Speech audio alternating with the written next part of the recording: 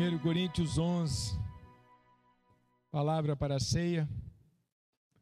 Vamos ler novamente. A gente sempre precisa visitar esse texto. Esse texto é tão rico que a gente consegue ver coisas novas nele, até hoje. Então, 1 Coríntios capítulo 11, no verso 17, diz assim: mas nisto que agora prescrevo, não posso elogiá-los, porque vocês se reúnem não para melhor, e sim para pior.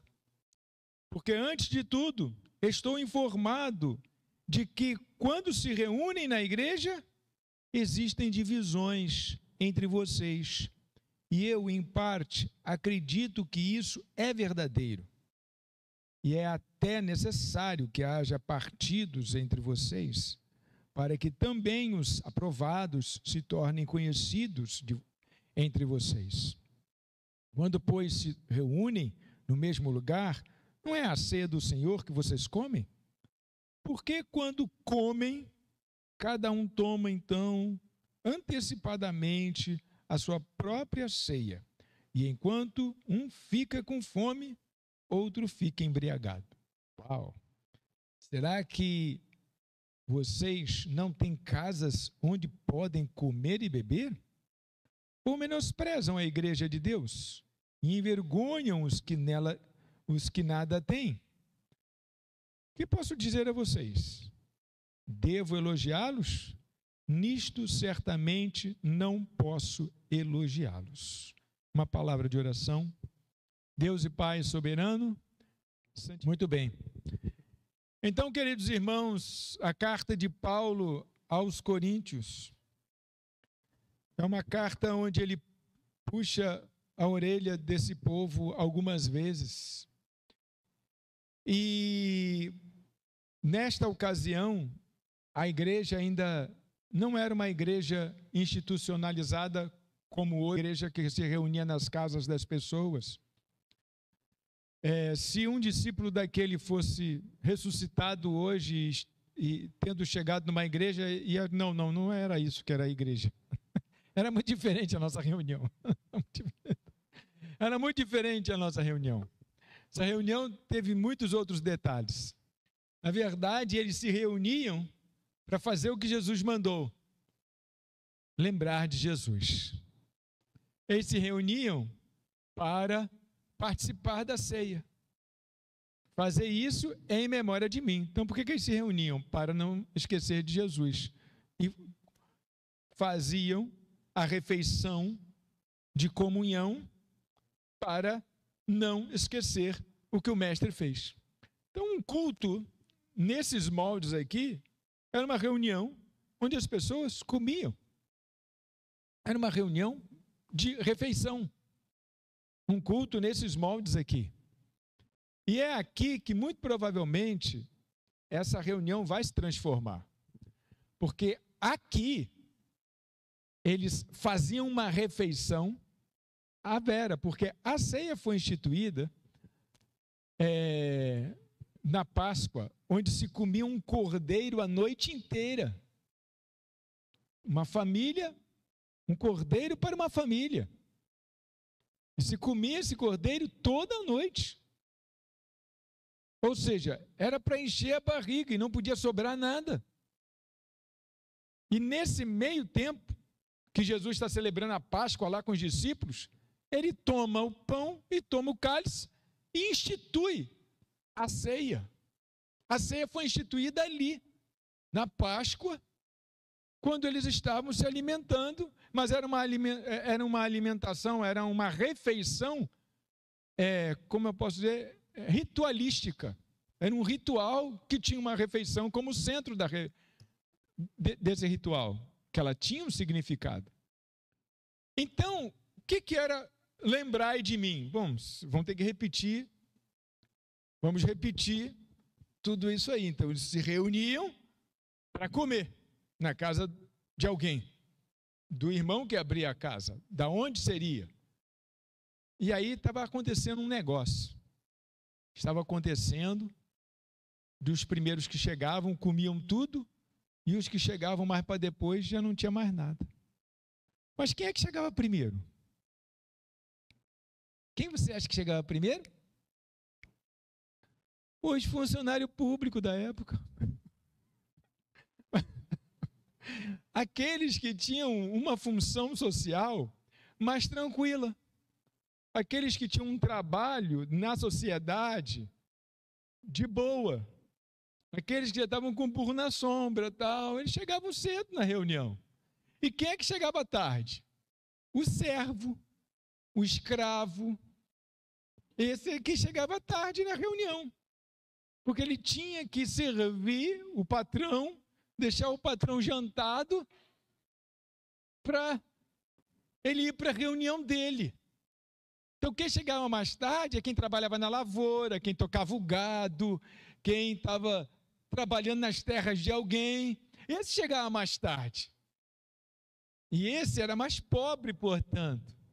Então, os mais abastados chegavam na frente e os mais desafortunados chegavam mais tarde. Isso fazia o povo murmurar, reclamar. Isso fazia um falar mal do outro.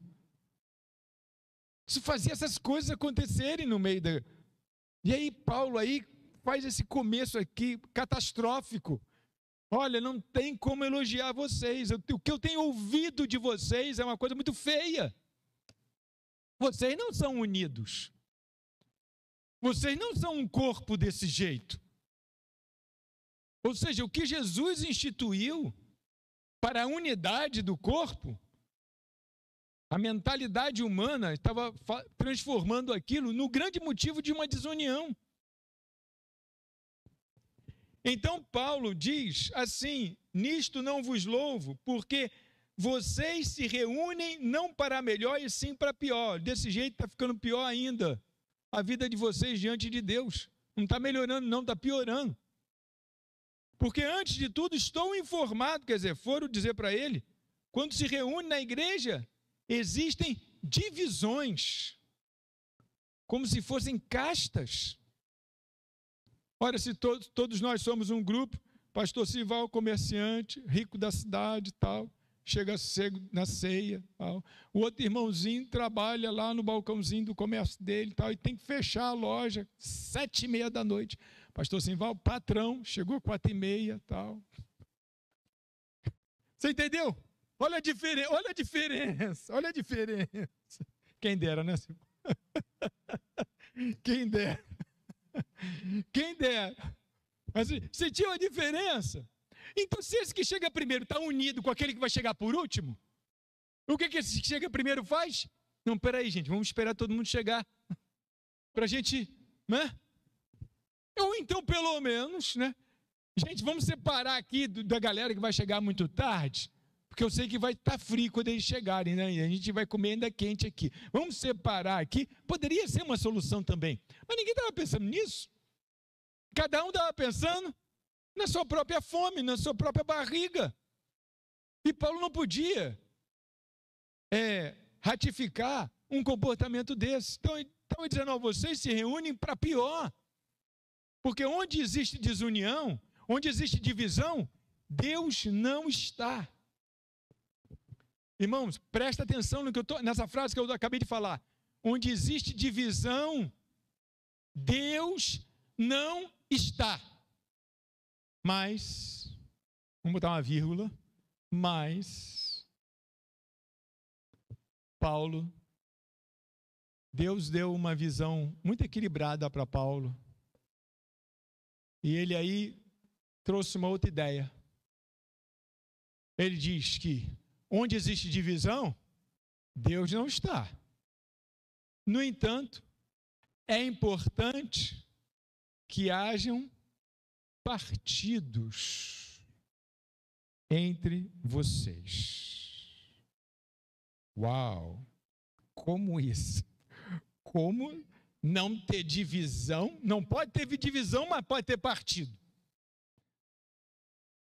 Porque a ideia de partido, para nós, implica em divisão. Parece um antagonismo de ideias, né? Parecem ideias que não combinam. Pode Não pode ter divisão, mas pode ter partido. Se nós pensarmos na ideia de partido, não com a ideia de hoje, mas com a ideia em que Paulo escreveu o texto, porque aqui, partido, não é isso que você tem na cabeça. Não existiam partidos como a gente entende partido hoje. Partidos era um ajuntamento de pessoas que pensavam igual, que tinham afinidade. Então eu gosto muito de jogar, sei lá, golfe. Bruno gosta também. Bruno gosta de jogar golfe, eu também gosto de jogar golfe. E a gente conheceu uma meia dúzia de pessoas na galera aqui que gosta de jogar golfe. Aí quando a gente se reúne, o papo é quem foi que ganhou, quem foi que tacou a última bolinha, onde foi o campeonato, quem é que estava participando. Mas o Helder não gosta de jogar golfe. Então ele não tem assunto para participar. Ele não tem assunto, porque ele não curte isso. Ou seja, este nosso gosto em comum nos aproxima. É um partido. As pessoas se aproximam daquelas com que elas têm o quê? Afinidade. As pessoas andam juntos daqueles que você tem afinidade. Ele está dizendo assim, não, a gente não pode haver divisão. Mas nós podemos ter grupos que se afinam, que têm afinidade um com o outro, e por causa disso também, tem outra visão de mundo, outra visão das questões que estão ao redor. Isso pode haver entre nós. Isso não nos faz inimigos.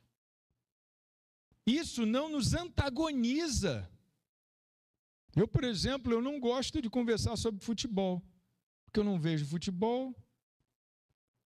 Na minha juventude tive time, mas foi muito rapidamente, logo entrei para o mundo das letras. E aí, para eu ter tempo de ler, eu tinha que sacrificar alguma coisa. Então, se você vier conversar comigo sobre futebol, eu vou ficar calado. É um assunto que não me atrai, nem um pouco. Mas eu não fico chateado com quem é atraído por esse assunto. Mas é bem provável que, se eu for escolher alguém para conversar, eu vou escolher alguém para conversar que não fale de futebol. Porque senão eu não posso participar da conversa. Eu tenho que escolher alguém que goste de conversar as coisas que eu gosto de conversar. Isso é o quê? Partido. Eu sou de outro partido, não sou desse partido que fala do Flamengo. Metade dos brasileiros são flamenguistas, eu estou sabendo disso. Tem algum problema nisso? Não. Azar deles. Foi para mexer com vocês, isso não está na Bíblia, foi para mexer com vocês, isso.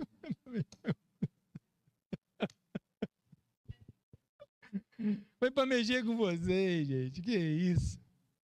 O que eu estou falando para você é que, muito provavelmente, nós temos aqui entre nós muitos partidos. Porque os partidos, a gente se aproxima de pessoas que têm afinidade com os temas que a gente conversa, que a gente se agrada. Gente, se não fosse assim, a igreja seria igual um pacote de salsicha. Mesma cor, mesmo peso e mesmo gosto. Todo mundo. Ia ser uma coisa só. Você imagina que coisa terrível se todo mundo fosse igual a você? Olha que coisa horrível seria a humanidade se todo mundo fosse igual a você.